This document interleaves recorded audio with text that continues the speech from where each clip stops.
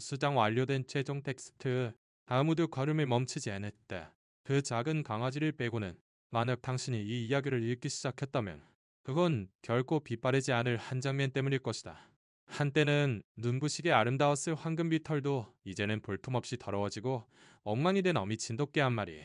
그 어미 개가보도 옆으로 길게 이어진 더러운 배수로에 흙탕물에 흠뻑 젖어 가냘픈 숨을 몰아쉬며 쓰러져 있는 모습. 그리고 그 옆 인도에서 아직 작지만 포동포동한 몸의 새끼 강아지가 이 세상 가장 슬픈 눈으로 몸을 떨며 울고 있는 모습이다. 새끼 강아지는 자신을 위해서가 아니라 어미를 위해 울고 있었다. 왜 엄마가 움직이지 않는지. 새끼는 이해할 수 없었다.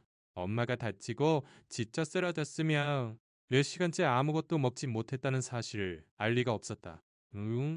새끼가 아는 것은 단 하나. 저 존재가 자신의 엄마이며 자신은 결코 엄마 곁을 떠나지 않으리라는 것뿐이었다.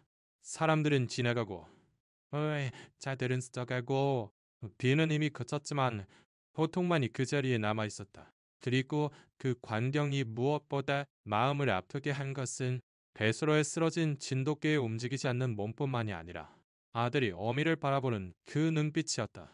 마치 온 세상에 도움을 구하며 제발 누가 우리 엄마 좀 깨워주세요 라고 마음속으로 외치는 듯한 눈빛이었다. 더욱 슬픈 것은 어미가 언제나 이랬던 것은 아니라는 사실이다.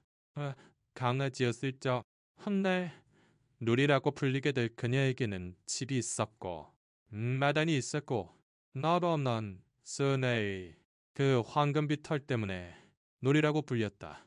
풍족한 삶은 아니었지만 네 쓰다듬어주는 손길의 따스함과 자신의 이름을 부르는 목소리의 울림을 알고 있었다. 하지만 그 주인은 이사를 가버렸다. 깨어진 약속, 끊어진 목줄, 누군가 돌봐주겠지 라는 이유로 그녀는 버려졌다. 하지만 아무도 그러지 않았다. 우리는 오는 날도 가는 날도 대문 앞에서 기다렸다.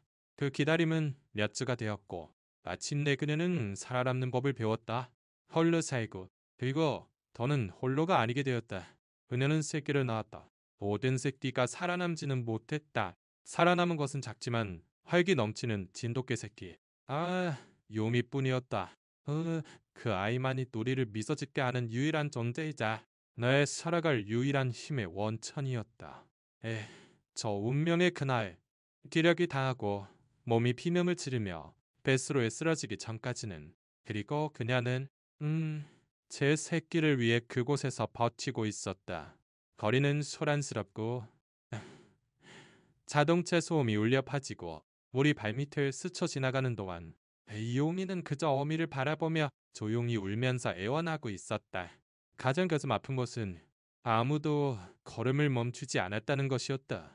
그 작은 강아지를 빼고는 걔는 울지 않는다고들 한다.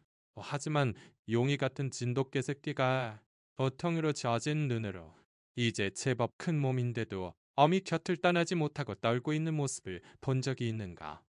그것이 거짓이 아님을 그는 알고 있었다. 버려진다는 것이 어떤 것인지, 왜 온 세상이 자신들을 외면하기로 마음먹었는지 그는 이해할 수 없었다.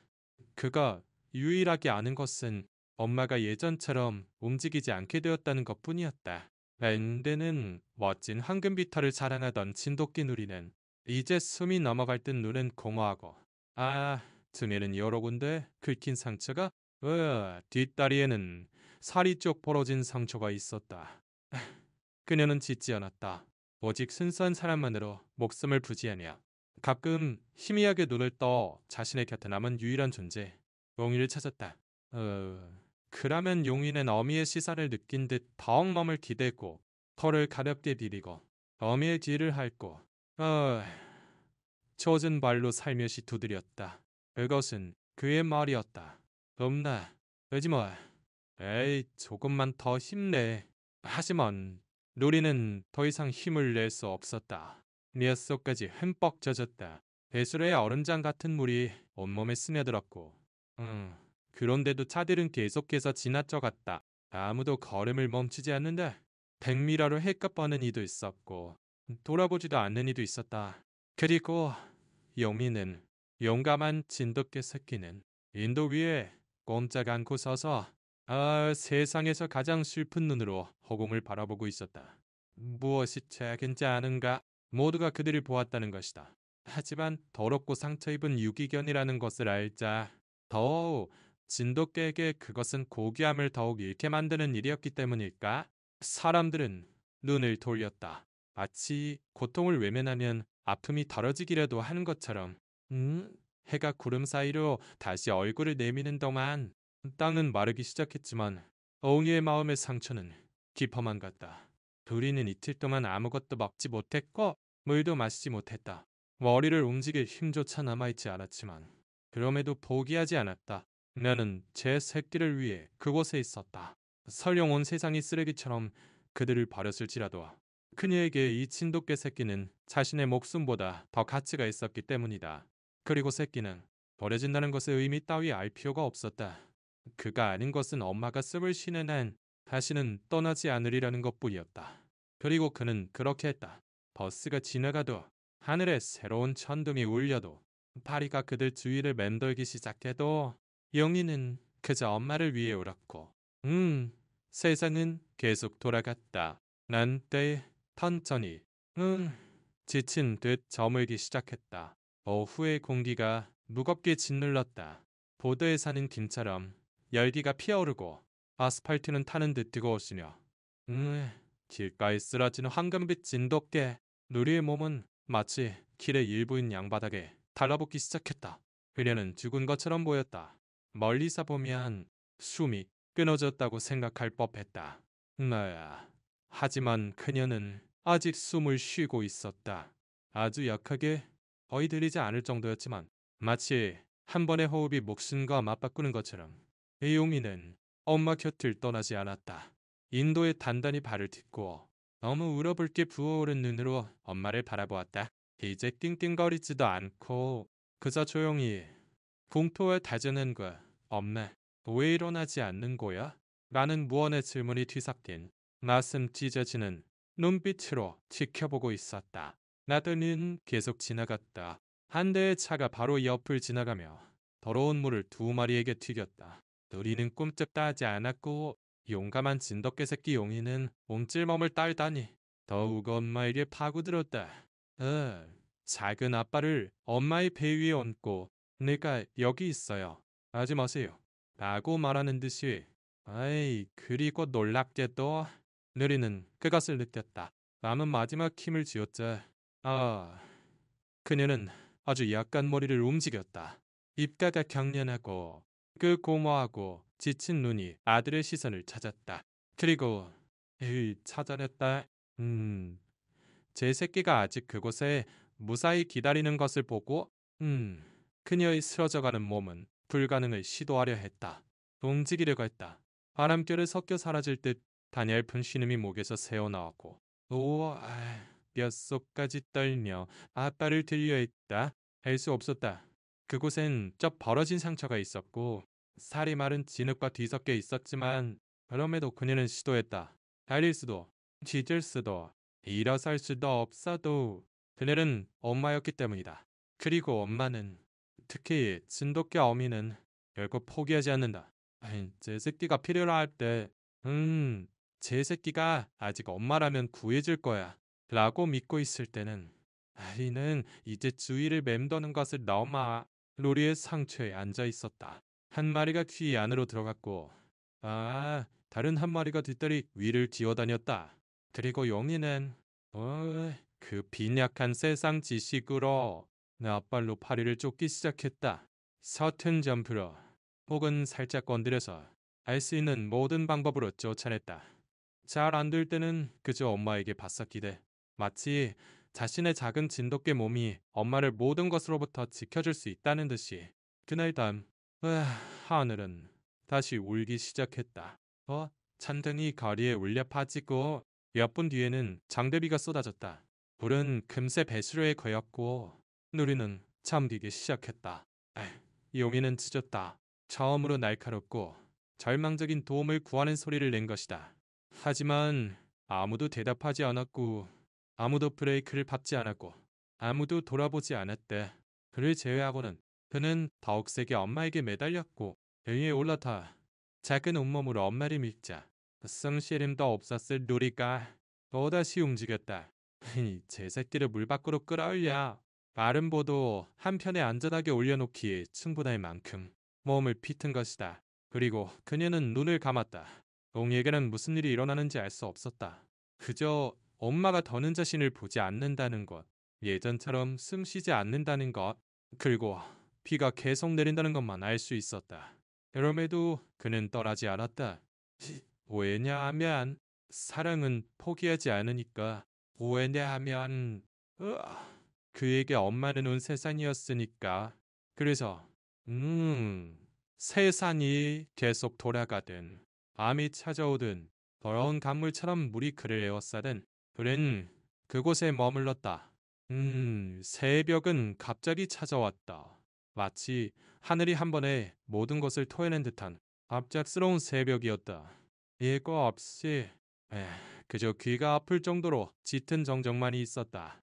비는 그쳤지만 모든 것이 흠뻑 젖어 있었다. 공기는 흙냄새, 버려진 것들의 냄새, 사람들이 입에 담기 꺼려하는 것들의 냄새가 났다. 그리고 그들은 아직 그곳에 있었다. 낡은 걸레처럼 움직이지 않게 된 누리와 그 옆에서 졸음과 추위와 공포를 견디며 커다란 눈을 뜬 채 엄마에게 기대어 있는 진돗개 새끼. 용이 니따금 용이는 흐느꼈다. 히히 아주 가냘프고 볼트막다. 마음에 빨려 들어갈 듯한 신음. 그럼에도 그의 마음에서 희망은 사라지지 않았다. 왜냐하면 강아지란 그런 존재니까. 그들은 절망을 모른다. 그리고 무언가 일어났다. 기적도 천사의 빛도 아닌 그저 무릉덩이 사이를 삐걱이며 나아가는 낡은 자전거 한 대였다. 신발이를 아무렇게나 묶은 할머니 한 분이 그 자전거를 밟고 있었다. 월령한 스웨터를 입고 핸들에는 시장에서 본 듯한 장바구니를 걸고 그 눈은 피곤했지만 사물의 깊은 곳까지 꿰뚫어보는 힘을 가지고 있었다. 그녀의 이름은 김버슨 할머니. 남편을 여의고 자식들이 멀리 떠난 후로는 서울특별시 성북구의 집에서 매일 아침 시내로 향하는 것이 일과였다. 그것은 의지라기보다 습관이었고 습관만이 그녀를 지탱하고 있었다. 그날 아침 왜인지 그녀는 그 모퉁이에서 브레이크를 밟았다. 정적 때문인지 불길한 예감 때문인지 한쪽 발을 땅에 딛고 지위를 둘러보았다. 쓰레기 봉투, 젖은 아스팔트에 쓸려온 나뭇가지들. 그리고 그네는 그곳을 발견했다. 먼저 세상에서 가장 큰 눈을 가진 작은 진돗개 새끼. 그 다음 그 어미. 마치 아무 가치도 없는 것처럼 쓰러져 있는 부서진 진돗개의 몸. 김복순 할머니는 가슴에 충격을 느꼈다. 물리적인 타격이 아니었다. 영혼의 깊은 곳을 뒤흔드는 듯한 강한 충격이었다. 그녀는 자전거를 내던지고 천천히 다가가 그들 옆에 무릎을 꿇었다. 요미는 짖지 않고 그저 애원하는 듯한 눈으로 그녀를 바라보았다. 김복순 할머니는 물었다. 소리 없이 울었다. 그들을 위해, 눈에 들어온 광경을 위해, 아무것도 묻지 않아도 이해해버린 것들을 위해. 아이고, 여여오라, 누가 이런 몹쓸 짓을. 그녀는 속삭이며 날리는 손가락으로 용이의 젖은 머리를 쓰다듬었다. 그리고 루리에게 손을 댔다. 얼음장처럼 차웠지만 숨은 붙어 있었다. 아주 약하게 어이없는 것이나 마찬가지일 정도로. 하지만 아직 거기에 있었다. 할머니는 생각하지 않았고 범인을 찾으려 하지도 않았다. 그저 행동했다. 쇼를 벗어 바것으로 커다란 진돗개의 몸과 새끼의 일부를 덮어 자신이 가진 온기를 나누어 주었다. 용이는 망설임 없이 엄마의 몸 위로 올라탔다. 마치 이 여인이 자신들에게 해를 끼치지 않을 것을 아는 것처럼. 자전거는 다 큰 진돗개와 제법 큰 새끼의 무게를 견딜 수 없다. 그래서 김복순 할머니는 자신도 믿기지 않을 정도의 힘으로 누리를 어떻게든 부축하고 동시에 용이를 가슴에 꼭 껴안고 걷기 시작했다. 내 신발은 진흙 부산이가 되고 바람이 얼굴을 때리고 다리는 아픔에 떨렸지만 헬리는 멈추지 않았다. 인세리는 이해하는 것이 아니라 애써 느껴야 할 순간이 있기 때문이다. 그리고 그녀는 느끼고 있었다. 이 어미 걔를 여기서 죽게 할 수는 없다. 이 새끼를 지금 레터리를 만들 수는 없다고. 이렇게 별 하나 없는 이른 아침 세상에 보이지 않는 존재였던 한 여인이 보기를 짊어지기를 왜 살아나기를 결심한 것이다. 그리고 그것이 첫 번째 불꽃이었다. 김복순 할머니는 느리게 하지만 자신도 몰랐던 힘으로 걸었다. 우리는 움직이지 않았다. 생머리라기보다 쌀가마니 같았지만 숨은 쉬고 있었고 아직 거기에 있었다. 그것만으로 그녀가 계속 걷기에는 충분했다. 용리는 엄마의 몸에 올랐다. 마치 한 걸음 한 걸음이 질 수 없는 싸움임을 아는 것처럼 매달려 있었다. 하늘이 희미하게 밝아오고 해는 아직 드지 않았지만 잿빛이 밝아지고 있었다. 거리에는 인작이 드물었고 첫 차가 본체만치 지나갔다. 보도를 쓸고 있던 사람들은 김복순 할머니가 팔에 안고 있는 것을 미처 신경 쓰지 못했다. 하지만 그녀도 그들을 보지 않았다. 그녀가 생각한 것은 단 하나. 진료소에 도착하는 것. 전자제품 가게와 철물점 사이에 끼어있는 작은 동물병원. 예전에 손주가 구해온 고양이를 고쳐준 곳이다. 아직 열었을지 진료를 받을 수 있을지 알 수 없었지만 다른 선택지는 떠오르지 않았다. 한 걸음마다 고통스럽고 다리는 떨리고 몸은 쉬고 싶다고 소리쳤다. 하지만 그녀의 영혼은 다른 말을 하고 있었다. 웃지 마라. 그리고 그녀는 멈추지 않았다. 그 머슴이 겸원까지 겨우 네 풀로 길을 걷는데 나식은 가까이 걸렸다. 도착했을 때는 손이 추위로 붉어졌고 다리는 감각이 없었으며 나는 터질 듯이 격렬하게 뛰고 있었다. 그녀는 어깨로 문을 밀었다. 에이, 작은 종소리가 울리자 그녀는 움찔했다. 안에서는 젊은 접수원이 고개를 들고 그녀가 들어오는 것을 보고 코를 찡그렸다. 무슨 일이시죠? 그는 퉁명스러운 목소리로 물었다. 살아있어요. 김복순 할머니는 숨을 헐떡이며 말했다. 하지만 들어가요. 제발 좀 도와주세요. 청년은 귀찮다는 듯 그녀를 보았다. 깨끗한 유니폼, 한 조각의 동정도 없는 얼굴? 혼너역하셔야 합니다. 그리고 봉급이면 비용이 비쌀 텐데 돈은 있으세요? 김복순 할머니는 고개를 쓰디고 서툰 손가락으로 핸드백을 열어 얼마 안 되는 동전을 꺼냈다. 기본적인 진찰료에도 미치지 못했다. 지금은 없어요. 하지만 갚겠습니다. 렌즈예요. 제가 청소 일을 합니다. 이대로 이 아이들을 데리고 돌아가게 하지 말아주세요. 청년은 거절하려 했대. 그가 입을 연 순간 뒤에서 목소리가 들렸다. 여기서 무슨 일이에요?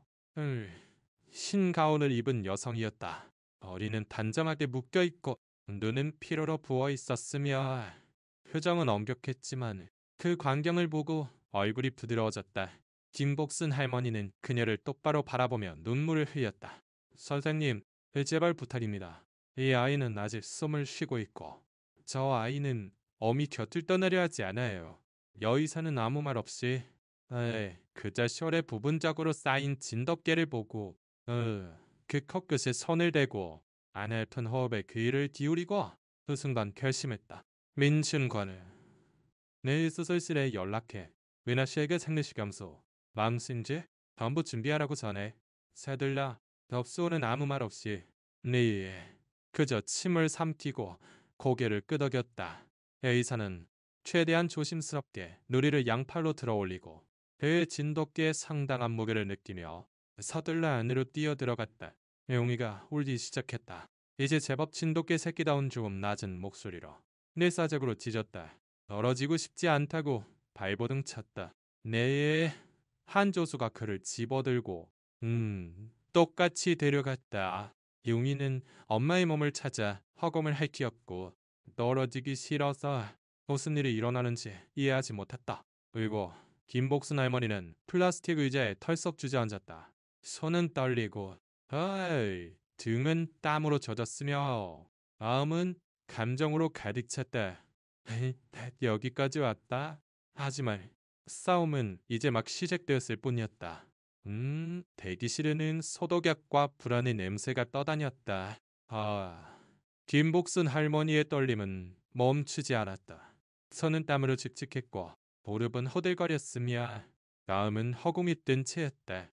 여기는 짖는 것을 멈추고 이제 그저 가슴 찢어지는 진돗개 새끼의 가여운 울음소리로 띵띵거리며 흐느꼈다. 임시 케이지에 넣었자. 담요에 쌓여 있었지만 그 시선은 엄마가 끌려간 복도 안쪽에 고정되어 있었다. 문이 열리는 소리가 들릴 때마다 몸을 일으켰다가 엄마가 아니면 다시 몸을 웅크렸다. 김복순 할머니는 바닥을 바라보고 있었다. 소리내어 울지는 않았지만 눈은 새빨갰다. 그녀는 자신의 아들을 떠올리고 있었다. 마지막으로 만난 날, 사고, 그리고 아무것도 할 수 없었던 무력감, 주 오래된 아픔이 이 새로운 아픔과 뒤섞였다. 남의 아픔이면서도 똑같이 아팠다.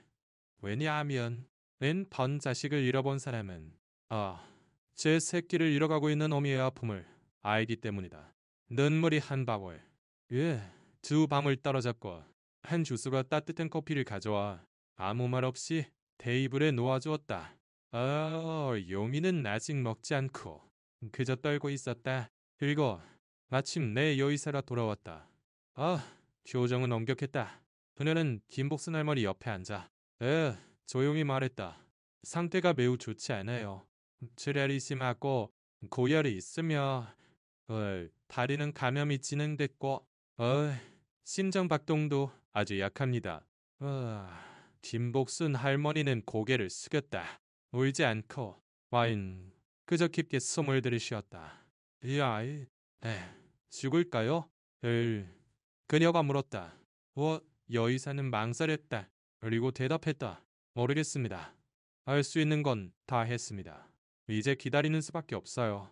그 기다리는 이라는 말은 다른 어떤 말보다 무겁게 울렸다. 김복순 할머니는 면회를 청했다. 여의사는 다시 망설였지만 그녀를 복도 안쪽으로 안내했다. 하얀 벽과 차가운 조명의 방에서 황금빛 진돗개는 세게 연결된 채 금속 들거리에서 창백하게 움직이지 않고 누워 있었다.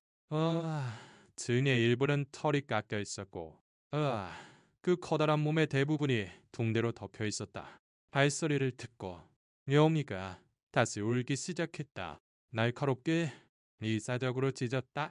이제 제법 튼튼해진 발로 케이지 문을 벅벅 긁었다. 여의사는 그를 보고 한숨을 쉬더니 배를 들어 올렸다.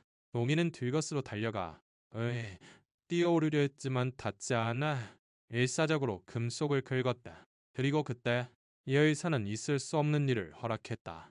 그녀는 용이를 엄마 옆에 놓아준 것이다. 용이는 즉시 몸을 붙이고 엄마의 목덜미에 기대야 했고 마치 자신의 온기로 엄마를 되살릴 수 있다는 듯이 닷발을 엄마의 몸에 얹었다.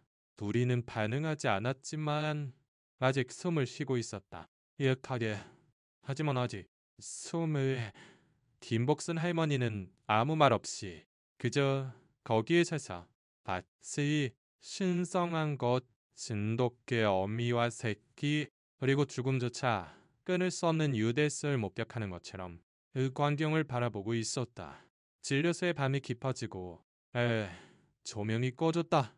신방 모니터 소리만이 끊임없이 이어지는 유일한 소음이었다. 빽빽 하는 하나하나의 소리가 하나의 싸움이었다.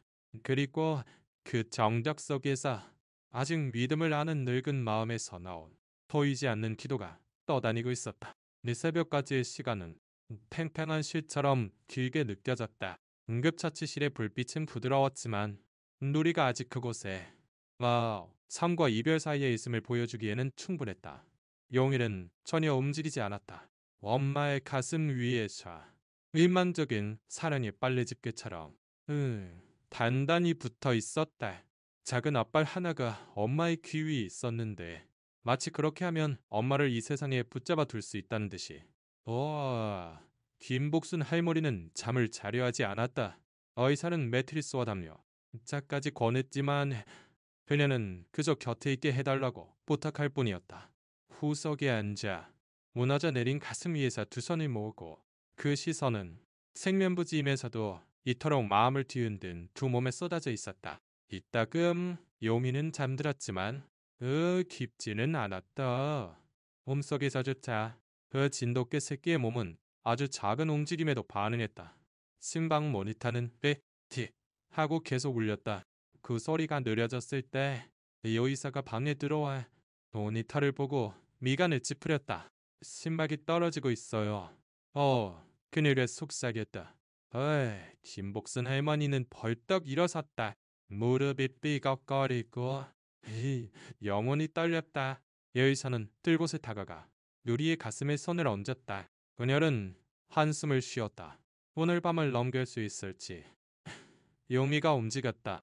눈을 뜨고 엄마를 바라보며 한 번, 두 번 할 텐데. 그리고 기적이 일어났다. 우리가 숨을 내쉰 것이다. 난을 두고 너섭지만 하지만 확실한 호흡이었다. 여의사는 눈을 깜빡였다. 다시 모니터를 보았다. 심박수가 아주 약간 올라가 있었다.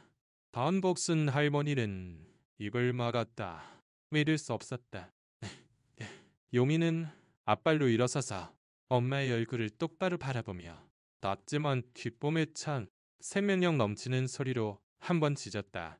선생님, 움직였어요. 김복순 할머니는 감정을 억누르지 못하고 외쳤다. 의사는 다가갔다. 도리의 눈, 쉬어라. 호흡을 확인했다.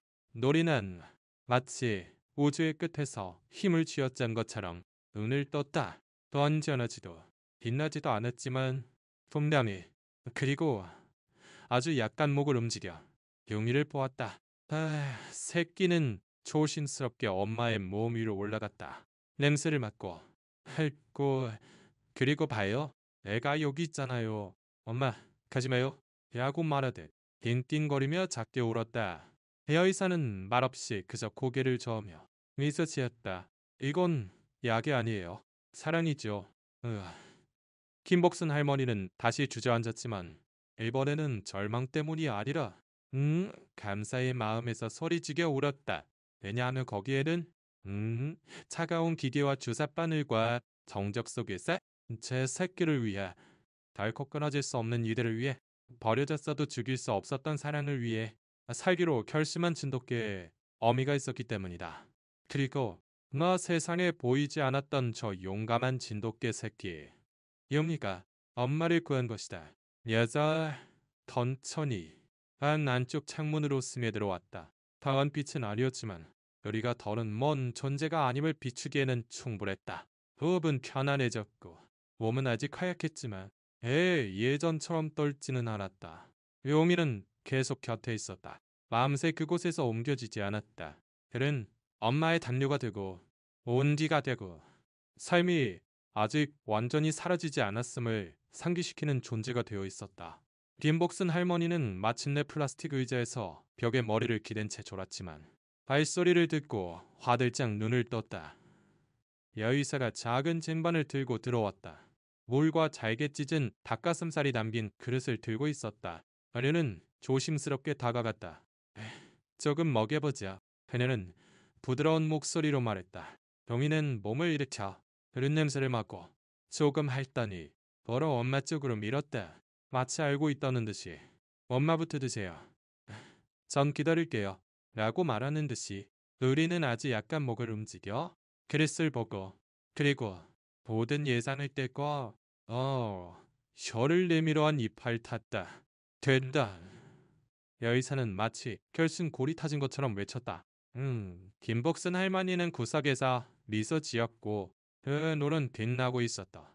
눈 밑에는 다크서클이 주름은 깊고 머리는 헝클어져 있었다. 하지만 그녀는 젊어 보였다. 힘 안에는 그런 힘이 있다. 영혼을 젊어지게 하는 힘이. 그 후 며칠 동안 황금빛 진돗개는 조금씩 회복해갔다. 붕대는 교체되었고 조금씩 음식이 주어졌으며 수액, 비타민, 항생제가 투여되었다. 용이는 결코 엄마 곁을 떠나지 않았고 함께 자고 함께 먹고 누군가 너무 가까이 다가오면 꼬리를 꼿꼿이 세우고 앞에 서서 "여기의 주인은 나다. 우리 엄마는 내가 돌본다. 라고 말하는 두 행동했다. 들려서 직원들은 그들을 예뻐하게 되었다. 참 귀찮다는 태도였던 접수원 아주머니는 이제 파란 그릇에 용이를 위한 간식을 남겨주게 되었다. 돈을 물었던 그 젊은 접수원 민중군주차. 에이, 어느 날 차에 있던 낡은 담요를 가져왔다. 낡았지만 깨끗합니다. 그가 말하며 케이지 옆에 놓아주었다. 김복순 할머니는 그를 보고 고개를 끄덕였다. 아무 말도 하지 않았지만 무언가 변했다는 것을 알았다. 왜냐하면 누군가 기적을 설령 작은 것이라도 목격하면 더는 무관심할 수 없기 때문이다. 놀이는 일어서려 하기 시작했다. 첫 번째는 쓰러지고 두 번째도 쓰러졌지만 세 번째에는 몇 초간 균형을 잡을 수 있었다. 용이는 뒷꿈에 껴와 팔짝팔짝 뛰고 부드럽게 짖으며 그림자처럼 엄마에게 붙어 다녔다. 여의사는 가볍게 박수를 쳤다. 임복순 할머니는 또 울었고 그날 밤 진료소에 온 후 처음으로 둘이는 열도 없고 움찔거리지도 않고 죽음의 무게도 없이 깊이 잠들었다. 용이는 엄마 옆에서 몸을 웅크리고 애블은 아기처럼 조용히 코를 골았다. 김복순 할머니는 그들 옆바닥에 누우며 눈을 감고 속삭였다. 안아줘서 고맙대. 포기하지 않아줘서 고마워. 그 잊혔던 모퉁이에서의 운명적인 일은 아침으로부터 3주 가까이 지났다. 그리고 매일 우리의 하나하나의 호호, 하나하나의 움직임이 마치 그녀를 나락의 밑바닥에서 끌어올리는 한 가닥 실 같았다. 상처는 아물기 시작했고 다리는 아직 약했지만 움직일 수 있게 되었다. 한때는 엉키고 더러웠던 황금빛 털은 다시 부드러움을 되찾기 시작했고 그 눈은 이제 정말로 빛나고 있었다. 마치 살아있다는 감각을 되찾고 의의삼으로 다시 시작할 준비가 된 것처럼 요미는 여전히 엄마 곁을 떠나지 않았다. 조금은 진료소 안을 뛰어다니게 되었지만 반드시 엄마에게로 돌아왔다. 플라스틱 병뚜껑을 가지고 놀 때도 결코 몇 미터 이상 떨어지지 않았다. 어느 날 아침 의사가 서류 뭉치를 들고 방에 들어와 이제 그곳의 비품일보가 된 김복순 할머니 옆에 앉아 부드러운 목소리로 말했다. 노래 태어날 수 있어요. 아직 완쾌는 아니지만 위험한 상태는 벗어났어요. 리서튼 할머니는 말없이 고개를 갸웃거리며 자신을 보는 진돗개를 바라보았다. 용리도 마치 이해했다는 듯이 그녀를 보았다. 의사는 기다렸다. 저 아이들을 데리고 갈 곳이 있으세요? 김복순 할머니가 물었다. 였죠. 그녀는 고개를 끄덕였다. 네, 우리 집이요. 작은 집이에요. 벽에는 금이 가고 비가 많이 오면 지붕에서 물도 새고 부엌도 낡았지만요. 그녀는 말을 끊고 눈에 눈물을 글썽이며 가냘픈 목소리로 덧붙였다. 하지만 빈자리는 있어요. 저 아이들이 오고 나서 더는 외롭다고 느끼지 않게 됐거든요. 만약 이 아이들 없이 집에 돌아가면 마음이 텅 비어버릴 거예요. 의사는 미소 지었다. 더 이상 아무 말도 하지 않고 그저 퇴원 허가서에 서명했다. 그날 황금빛 진돗개는 김복순 할머니에게 조심스럽게 기대어 그 상당한 무게를 그녀에게 맡겼다. 용이는 옆에서 팔짝팔짝 뛰고 혀를 내밀고 마치 새로운 무언가가 기다리는 곳으로 간다는 것을 아는 듯했다. 동네 사람들이 그들이 지나가는 것을 보았다. 울타리 너머로 엿보는 이도 있었고 속삭이는 이도 있었지만 김복순 할머니는 신경 쓰지 않았다. 그녀는 느리게 하지만 확신에 찬 발걸음으로 걸었다. 마치 팔 아래 안고 있는 것이 한 마리의 개가 아니라 희망 그 자체인 것처럼. 작은 집에 도착하자 느리는 문간에서 멈춰 섰다. 김새를 맞고 안을 들여다보았다. 바닥은 시멘트, 작은 나무 테이블, 낡은 가스레인지, 헤드보드 없는 침대가 있었지만 바닥에는 잘 개어진 담요와 물이 담긴 그릇, 그리고 햇살이 쏟아지는 창문도 있었다. 이용이가 먼저 뛰어들어가 테이블 밑에 숨었다가 다시 나와 엄마를 보았다. 노래는 천천히 지쳤지만 그러나 고개를 높이 들고 문지방을 넘었다. 김복순 할머니는 문을 닫고 은머리에게 속삭였다. 어서와라. 그날밤 셋은 함께 잠들었다. 몸을 기대고 호흡을 맞추고 마음을 겹쳐서 그리고 오랫동안 잊고 있던 정적이 외로움이 아니라 안식인 밤을 보냈다. 누군가 부드럽게 잠으로 이끌되 나날이 지나갔다. 누리는 아직 조금 다리를 저렸지만 마당을 혼자 걸을 수 있게 되었다. 때때로 레몬 나무 아래서 황금빛 등에 똑바로 내리쬐는 햇살을 받으며 누워있었다. 눈을 감고 깊게 숨을 쉬며 마침내 두려움 없이 휴식하고 있었다. 한편 용인은 이제 젊은 진돗개 토레이도로 온 집안을 뛰어다니고 옷이든 상자 사이에 숨고 옆집 달걀에 지저대고 그 커진 몸 솜사탕처럼 행복한 몸이 들어가는 구석이면 어디서든 잠들었다. 김복순 할머니는 더는 예전의 그녀가 아니었다. 활기차게 일찍 일어나 커피를 내리고 보드를 쓸고 빨래를 햇볕에 널고 조용히 노래를 흥얼거렸다. 재활용한 화분에 직접 꽃까지 심었다. 국화, 제라늄, 그리고 현관 구석에는 부겐빌레아도. 집은 여전히 소박했지만 다른 냄새가 났다. 내생기로 가득 차 있었다. 옥내 사람들도 그것을 알아차리기 시작했다. 맞은편 닭 아주머니는 어느 날 네, 사료 한 봉지를 가져다 주었다. 얼마 안 되지만 도움이 될 거예요. 그녀는 말하며 선물을 문간에 놓았다. 항상 이어폰을 끼고 슬픈 얼굴을 하던 지훈 학생은 어느 오후 멈춰서서 이렇게 말했습니다. 할머니, 저 작은 진돗개 예쁘네요.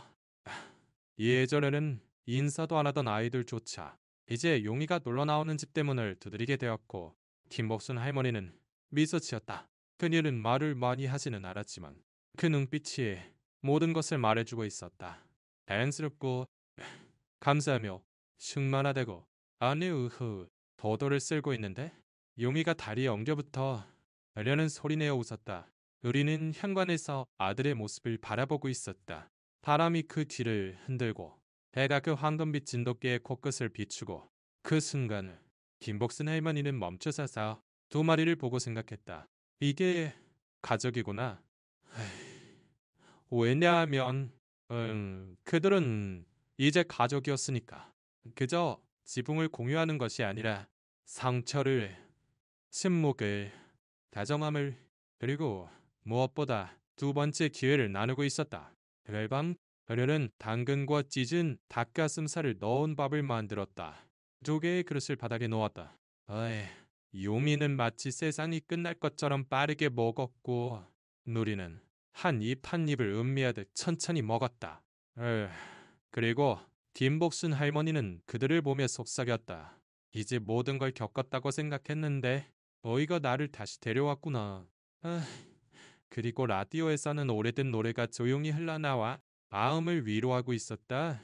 와이셋은 한정의 담요 위에서 함께 웅크렸다. 이용이가 가운데, 누리가 한쪽, 김복순 할머니가 다른 한쪽에, 그리고 우와, 한숨과 조용한 코골이 속에서 밤이 그들을 깨어났다. 하늘이 잿빛인 오후, 아직 어둡지도 않은데 불을 켜야 하는 그런 날이었다. 공기는 축축한 흙냄새가 났고 네 양철 지붕에 비가 툭툭 떨어지기 시작했다. 김복순 할머니는 보도를 쓸고 있었다. 필요해서가 아니라 깨끗해지는 것을 보는 게 좋았기 때문이다. 이용이는 페트병 뚜껑을 입에 물고 무릉덩이에서 무릉덩이로 뛰어다니며 마치 비가 새로운 놀이인 양 행동하고 있었다. 누리는 모든 것을 살아남은 자의 평온함으로 운간에서 아들을 바라보고 있었다. 그 한때 부서졌던 눈은 이제 지혜로 빛나고 있었다. 그리고 그때 너나의 소리, 길 건너편에서 들려오는 듯한 약하고 얼리는 울음소리. 김복순 할머니는 미간을 찝터리고 빗자루를 놓고 빗속을 천천히 가슴을 죄어오는 그 울음소리 쪽으로 걸어갔다. 용이가 발치에 바싹부터 따라왔다. 우리는 불안한 듯 일어섰다. 두 개의 쓰레기 봉투 사이 모퉁이를 턴 곳에 젖은 작은 덩어리가 있었다. 김복순 할머니가 몸을 숙이자 거기에 있었다. 흠뻑 젖어 떠는 작은 진돗개 새끼. 눈을 동그랗게 뜨고 지휘의 몸을 웅크리고 있었다. 며칠은 그곳에 있었음이 분명했고 가죽은 뼈에 달라붙고 등은 더러웠으며 코끝은 까져 있었다. 김복순 할머니는 생각하지 않고 손을 내밀어 기다렸다. 처음 새끼는 망설이며 조금 뒤로 물러섰지만 그때 아름다운 일이 일어났다. 도리와 용이가 나타난 것이다. 도리는 천천히 다리를 절면서도 확신에 찬 걸음으로 다가가 냄새를 맡고 달아보고 그리고 옆에 앉았다. 용이는 그 주위를 털고 의를 핥고 그리고 꼼짝 않고 누웠다. 새끼는 그들을 바라보았고 그리고 마치 자신도 말로 할 수 없는 무언가를 이해한 것처럼 한 걸음 앞으로 그들 쪽으로 생명 쪽으로 내디뎠다. 김복순 할머니는 그를 들어 올렸고 그 작은 진돗개의 몸이 격렬하게 뛰고 있었다. 그녀는 자신의 숄로 그를 감쌌다. 저 이른 아침 누리에게 했던 것과 똑같이. 그리고 집에 들어와 낡은 천으로 그를 말려주면서 그녀는 속삭였다. 아무래도 세상은 아직 우리가 필요한가 보구나. 그 비오는 오후로부터 몇 주가 지났다. 김복순 할머니에게 볼이라고 이름 붙여진 새로운 새끼는 마치 원래부터 그곳에 있었던 것처럼 온 집안을 뛰어다니고 있었다. 해요미는 형처럼 그 뒤를 따라다녔다. 그들은 함께 놀고 함께 자고 네 심지어 같은 그릇에서 먹기도 했다. 그리고 누리는 모든 것을 겪은 진돗개 어미의 인내심으로 그들을 지켜보고 있었다. 그녀의 몸에는 아직 흉터가 있었지만 별은 아프지 않았다. 이제 그것들은 혼잔이었고 그녀가 살아남은 모든 것의 생생한 증거였다. 김목순 할머니의 집은 변했다. 너는 단순한 피난처가 아니라 이제는 웃음소리와 타닥거리는 발소리와 흔들리는 꼬리와 알로가 아닌 영혼에서 오는 온기로 가득한 보금자리였다. 옥리 사람들도 그것을 알아차리고 있었다. 그들은 걔들의 안부를 물으러 문을 두드리고 사료봉지를 놓고 가거나 혹은 그저 보도에 잠시 앉아 그들이 뛰노는 것을 바라보곤 했다. 어느 날 에유신 이씨 아주머니가 그녀에게 말했다. 법술세, 당신이 저 아이들을 구했네요. 그러자 그녀는 빛나는 눈으로 조용히 대답했다. 아니요, 저 아이들이 저를 구해줬어요. 왜냐하면 그것이 진실이었기 때문이다. 모든 것을 잃었다고 생각했던 그녀에게는 이제 매일 아침 문을 열 3가지 이유가 있었다. 생명력 넘치는 눈으로 그녀를 기다리는 3마리의 진돗개. 한때는 버려짐으로 시작했지만 이제는 사랑으로 끝나는 3개의 이야기. 하지만 이 이야기는 김복순 할머니나 우리 영의 보리만의 이야기가 아니다. 이 이야기는 바로 당신의 이야기이기도 하다. 왜냐하면 쓰레기 봉투 사이에서 잠드는 진돗개가 친 구덩이에 목줄로 묶인 어미 개가 그리고 아무도 걸음을 멈추지 않아 울고 있는 진돗개 새끼가 있는 한 그 사슬은 계속되기 때문이다. 그리고 그것은 당신 같은 누군가가 포기를 결심했을 때에만 끊어지는 것이다. 모든 생명을 거둘 수는 없을지도 모른다. 미래의 상 전체를 바꿀 수는 없을지도 모른다. 하지만 네 한 생명의 새삼은 바꿀 수 있다. 이 이야기를 공유할 수 있다. 목소리 없는 자들을 위해 목소리를 낼 수 있다. 기부하고 신고하고 임시 보호를 하거나 구조하거나 혹은 그저 외면하지 않을 수 있다. 왜냐하면 때로 기적은 하늘에서 내려오는 것이 아니기 때문이다. 때로 기적은 셔를 뚫은 할머니의 모습으로 포기하지 않는 아이의 모습으로 혹은 그래야 맨날 잔디 조여오고 눈에 눈물을 글썽이며 이것을 읽고 있는 당신 같은 사람의 모습으로 나타나는 것이다. 만약 이 이야기가 당신의 영혼을 울렸다면 부디 여기서 끝내지 말아주십시오. 통해해 주십시오. 감동을 전해 주십시오. 내버려 두십시오. 그 일부가 되어 주십시오. 왜냐하면 아무도 걸음을 멈추지 않았다. 그 작은 강아지를 빼고는. 그리고 지금 이 순간에도 누군가 걸음을 멈춰주기를 기다리는 생명들이 아직 너무나도 많기 때문이다.